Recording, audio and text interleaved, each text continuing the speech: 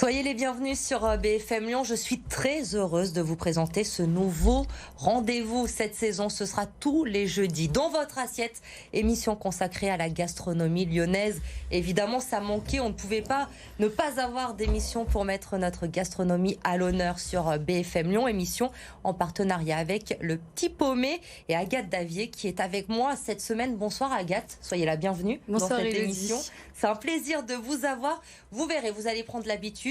Agathe, ce sera une semaine aussi Mathilde qui sera avec nous. Exactement. Dans cette émission. Elles vont vous donner toutes les bonnes infos, à savoir les bonnes adresses. Bref, vous serez refait pour vos sorties. Et notre première invitée cette semaine, on est en plein dans l'actu évidemment. Les vendanges ont commencé. Emmanuel Felot-Vigneron dans le Beaujolais est avec nous. Bonsoir. Bonsoir. Et merci d'être notre première invitée dans votre assiette. On va vous retrouver dans un instant. Mais on commence avec les infos food de la semaine. Les 3 infos à retenir cette semaine dans le monde de la gastronomie lyonnaise. Agathe, on commence avec une personnalité qu'on connaît très bien ici à BFM Lyon puisque c'est notre parrain, c'est Laurent Gérard. Effectivement, il y a 4 ans, en 2018, du coup, l'imitateur s'est associé à Fabien Chalard et Julien Géliot, les fondateurs du groupe Les Gastronomistes, pour reprendre le célèbre restaurant Léon de Lyon, que vous connaissez sûrement, ainsi que d'autres restaurants et boulangeries répartis aux 4 coins de la ville. Et puis, depuis la fin de l'été, il a annoncé qu'il serait maintenant seul aux commandes, puisqu'il a repris 100% du capital de Léon de Lyon, ainsi que de Pléthore et Balthazar et du Chantecler. Donc évidemment, il ne va pas gérer seul ces 3 établissements, puisqu'il sera assisté par Jérôme Bocuse, le fils de monsieur Paul Bocuse. Le but pour Laurent Gérard est de préserver le patrimoine culinaire lyonnais, son histoire et son identité. Voilà pour cette actu concernant Laurent Gérard. Vous nous emmenez maintenant, Agathe, au musée d'art contemporain. Faut se dépêcher, on n'a plus que quelques jours pour profiter du Macbar. Et oui, c'est ça, le Macbar, le bar éphémère du musée d'art contemporain de Lyon. Il a ouvert le 17 juillet et fait fermer ce dimanche. Donc le musée voulait, le temps d'un été, faire revivre le café du musée qui avait fermé ses portes en 2020. L'établissement propose une cuisine végétarienne et tous les soirs, les aliments sont cuits au barbecue. Tous les plats sont entre 5 à 10 euros et son emplacement en fait fait de ce lieu éphémère l'endroit parfait pour se restaurer après une petite balade dans le parc de la Tête d'Or. J'ai vu les photos très instagrammables, donc je pense que je vais même y aller voilà, ce week-end et je vous recommande de le faire avant dimanche aussi. Changement de style pour terminer, un événement qui va sûrement vous plaire, Emmanuel, direction le Grand Hôtel Dieu. C'est ça, pour la nouvelle édition de Wine and Transat. Donc ça se passe ce jeudi et ce vendredi soir. Le micro-festival est organisé par Croz Hermitage. Au programme, des ateliers dégustation de vin, des bars à vin éphémères, grands réfectoires confectionnés par des chefs cuistot-lyonnais et évidemment un DJ pour animer le tout. Ça commence à 18h, ça finit à minuit, l'entrée est gratuite, donc j'espère que vous saurez en profiter. Ça vous tente ou pas? Ah oui, ça me fait envie, mais en ce moment on est un petit peu, on a pas mal de travail, on peut pas trop s'absenter, mais ça fait envie. J'espère qu'il y aura du monde. C'est pour ça que vous êtes venu nous voir ce soir et on vous remercie justement d'avoir pris un petit peu de temps parce que c'est très chargé en ce moment pour vous. Vous êtes vigneron à Rivolé dans le Beaujolais. Les vendanges ont donc débuté il y a une quinzaine de jours maintenant. Des vendanges qui sont très précoces cette année. Est-ce que c'est une bonne ou une mauvaise nouvelle finalement pour le millésime 2022 que les vendanges aient commencé plus tôt? Non, pour nous c'est une bonne nouvelle. En fait, le vin, il aime bien le soleil. En fait, la vigne aime bien le soleil. C'est une plante méditerranéenne à la base, donc pour nous c'est super. C'est signe de qualité quand il fait beau en fait. Donc, qualité, du coup, ça veut dire que le raisin, il n'a pas souffert de l'été chaud et sec. Vous en avez apporté, je crois. Regardez, on a des beaux raisins qui sont, alors pas très gros parce que c'est vrai qu'il a fait sec. Bon, c'est pour ça qu'ils sont plus petits. Oui, ils sont assez petits, mais c'est concentré en fait. Et c'est un concentré qui fera un super vin. Et du coup, est-ce qu'on sait déjà, ou c'est un petit peu trop tôt, vous nous dites vin concentré, très sucré, on peut déjà savoir un peu le goût de ce vin cette année ou c'est encore trop tôt? Alors le goût, déjà, moi j'aime bien dire qu'il a le goût de raisin, parce qu'on aura un vin assez croquant avec les... Nous on croque même les pépins de raisin et on voit qu'ils sont bien mûrs. Et quand ils ont un petit goût de noisette comme ça, on sait qu'ils vont donner au tanin en fait une belle structure. Et donc on aura des vins, je pense, fruités, mais avec une belle structure.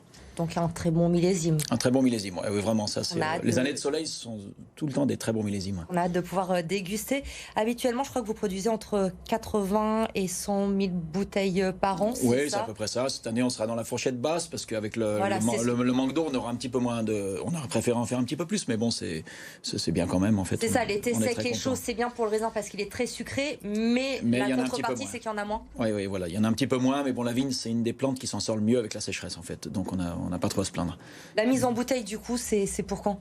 Alors la mise en bouteille, alors, on a plusieurs mises en bouteille, mais par exemple le Beaujolais nouveau qui va sortir le 3e jeudi de novembre, on va le mettre en bouteille d'ici un mois et demi, au mois de fin octobre à peu près, fin octobre, pour qu'il soit sur toutes les tables et sur tous les bars du monde entier, je dirais, le 17 novembre ou le 18 novembre. Parce que tout le monde l'attend, le 3e jeudi du mois de novembre, évidemment, voilà, le Beaujolais. Vous nous avez apporté quelques bouteilles, justement, vous faites du rouge, du blanc aussi, c'est ça, sur ouais, votre je fais domaine. Du rouge, du blanc dans le Beaujolais. En fait, on fait du rouge et du blanc, principalement du rouge, 90%, mais on fait aussi 10% de Beaujolais blanc à base de chardonnay. On a différents cépages, donc le gamay noir à jus blanc et le chardonnay aussi pour faire le blanc. Et voilà, donc on fait, moi je fais par exemple du Beaujolais village, des crus du Beaujolais, du Brouilly, du Côte de Brouilly. Vous voyez, ça c'est du Côte de Brouilly. Après, je fais aussi du Beaujolais blanc, différents Beaujolais blancs. Il y en a qu'on passe en fût, d'autres pas. Et voilà, ce sont des vins pour ravir tous les palais en fait, des vins différents. Il y en a pour tous les goûts, tout le monde s'y retrouve, c'est ce qui est parfait dans le vin. On en trouve toujours un qui va nous satisfaire plus que l'autre. Et surtout de le boire avec des gens sympas et pour passer un bon moment. Exactement, et avec modération, bien sûr, c'est important aussi de le dire, on boit avec modération. On parle de ces changements climatiques, évidemment, ces vendanges du coup qui sont très précoces cette année. On a vu que certains vignerons, du coup, ils tentent un petit peu déjà de s'adapter à ces changements avec de nouveaux cépages, d'autres façons de cultiver aussi. Est-ce que c'est votre cas aussi? Oui, alors exactement. Nous, on travaille, on est en agriculture biologique, on travaille en agroécologie, on sème des couverts à l'automne pour maintenir de la matière organique, mais qu'on détruit au printemps et dans l'été pour pas faire trop de concurrence à la vigne. Alors après, on parle pas de changer le cépage en Beaujolais parce que notre gamay, on l'aime, c'est qui va donner ce vin typiquement fruité, mais on va changer les porte-greffes, c'est un peu compliqué, mais c'est-à-dire le plan sur lequel est greffé le gamay, on va mettre des plants plus originaires du sud de la France qui vont plus résister à la sécheresse en fait. Mais sans arrêt, c'est l'intérêt du métier, c'est que sans arrêt on est en évolution et on cherche des nouvelles techniques et on doit se projeter dans les 20-30 ans si, malheureusement, c'est les dérèglements climatiques qui nous font peur aussi, parce qu'on va avoir des excès d'eau, des excès de chaleur et ça peut être dommageable aussi. Ouais. Mais ce que l'on va retenir ce soir, Emmanuel Felot, c'est que ce millésime 2022, il s'annonce très bon, qu'on a hâte de le déguster. Merci d'être venu nous voir, en tout cas nous en parler. Ce soir, vous restez avec nous, l'émission elle n'est pas complètement terminée. Vous aimez cuisiner ou pas? Oui, j'aime bien cuisiner. Et en ce moment, on a 25 vendangeurs à la maison. Et c'est ma femme plus qui fait la cuisine. On a les légumes du jardin, on a la viande aussi de nos prés parce qu'on a des vaches aussi. Et c'est un plaisir. Ils adorent faire la cuisine. Ils sont contents parce que cet après-midi, il faisait très chaud. Et comme je venais là, ils travaillent pas, ils se font l'assiette. Ils sont super heureux. Et ils vont regarder et peut-être qu'on va vous donner des idées de recettes. Justement, c'est l'autre chronique de cette émission que vous retrouverez toutes les semaines. Un chef, une recette. Alors cette saison, nous allons retrouver des chefs lyonnais avec notre apprentie cuisinière ici à BFM Lyon, c'est Éline Dany. On leur a donné un défi, nous proposer un menu complet, entrée, plat, dessert et le plat de leur choix, mais forcément réalisé avec un produit local. Donc on retrouvera notre chef pendant 4 semaines. Le premier à avoir accepté de relever ce défi, c'est Julien Gauthier. Place tout de suite à l'entrée. On est aujourd'hui au M Restaurant, avenue Maréchal Foch, dans le 6e arrondissement de Lyon. Je me trouve avec le chef Julien Gauthier et aujourd'hui, on va vous faire une petite recette pour vos entrées. Alors, qu'est-ce qu'on a là devant nous? Alors, on va faire aujourd'hui une salade de pommes de terre avec des poireaux rôtis et on va faire coque et moule avec, qu'on va ouvrir comme une marinière avec échalote et vin blanc. Et ensuite, on récupère le jus de cuisson de nos coquillages, on fait une mayonnaise avec lequel on détend la mayonnaise avec le jus de cuisson des coquillages et on se sert tout ça pour faire notre assaisonnement avec ciboulettes et puis des petites pluches d'herbe. Ok. Voilà. Ça va nous prendre combien de temps ça? Pour 10 minutes hors cuisson, le final. Ok, bah allons-y. Donc en premier, on va mettre à cuire nos pommes de terre. Vous pouvez très bien préparez vos poireaux cuits, la veille même si vous voulez. Et le jour même, vous faites vos pommes de terre et vos coquillages. Donc on met le vin blanc.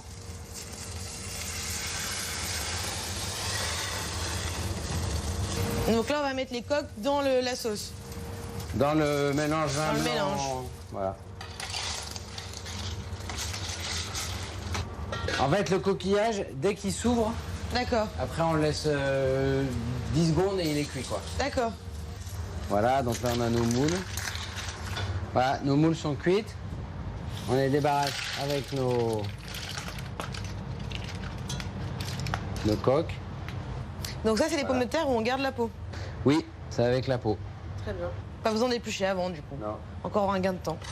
Facile. Donc là, les coquillages, ils sont sortis de leur coque. On les met dans l'assiette. Et après, on rajoute les pommes de terre. Voilà, on a décortiqué nos moules et nos coques. Donc là, on a tous nos éléments. La petite salade de pommes de terre, nos coquillages décortiqués dans leur jus, la sauce crème, enfin mayonnaise détendue au jus, et le poireau qui a été rôti. On le dispose dans notre assiette là. Et après, on rajoute La salade de pommes de terre. nos pommes de terre, un peu comme ça. Et puis on a gardé quelques moules en coquilles, c'est juste pour Pour la déco. le folklore. Mais on peut les manger aussi. Hein, Et on peut les manger. Voilà. Et après, on reprend la petite sauce là qui nous restait. Voilà. Et nous, on rajoute 2-3 petites herbes. C'est juste pour Pour la beauté du plat. la beauté du plat. Et aussi pour manger de la salade. Et pour manger des légumes. Pommes de terre, poireaux, coque, moule. Et vous pouvez faire chez vous facilement. Voilà. En pas beaucoup de temps en plus, hein, si on se prépare à l'avance. Voilà. Merci Julien. De rien, avec plaisir. J'aime bien vous. Et voilà pour notre entrée. On les retrouvera bien sûr jeudi prochain. Ce sera le plat que vous pourrez découvrir. Dernier rendez-vous de cette émission chaque semaine. Le Petit Paumé va vous donner son adresse coup de cœur à Lyon et dans la métropole. Agathe, cette semaine, vous avez choisi le restaurant chez Raphaël. C'est dans le 6e arrondissement. Effectivement, Élodie, si vous avez envie de prolonger un peu l'été et de vous prélasser en terrasse si le beau temps le permet ce week-end, je vous recommande vivement ce lieu très convivial. Donc cette semaine, le chef propose une formule du midi à 23 € avec rillettes de thon en entrée, filet mignon et écrasé de pommes de terre en plat, ainsi que tiramisu café en dessert. Et si jamais vous décidez d'y aller dimanche, vous aurez l'occasion de goûter leur formule brunch. Le chef travaille exclusivement avec des produits locaux. Vous n'avez qu'à vous laisser séduire par sa cuisine. Et je crois que vous avez été séduite, vous, déjà. C'est ça. J'y suis allée au début de l'été et tous les plats sont d'inspiration différente. Les miens étaient d'inspiration asiatique, le tout en intégrant des produits locaux. Ah ben voilà, je pense que vous avez convaincu tout le monde. Si vous voulez la critique complète d'autres adresses, évidemment, le Petit Paumé, le guide à découvrir, vous avez tout à l'intérieur. N'hésitez pas. Merci beaucoup Agathe pour cette première, c'était un plaisir, ça vous a plu? Ça m'a plu, évidemment. Merci Emmanuel d'avoir été notre première invitée. On a hâte de découvrir ce millésime 2022 vous allez voir, avec vous. On a mis le soleil dans les bouteilles. Ah, voilà, on va terminer sur cette belle phrase, le soleil dans les bouteilles. Merci de nous avoir suivis, on se retrouve jeudi prochain pour une nouvelle émission. Très bonne soirée.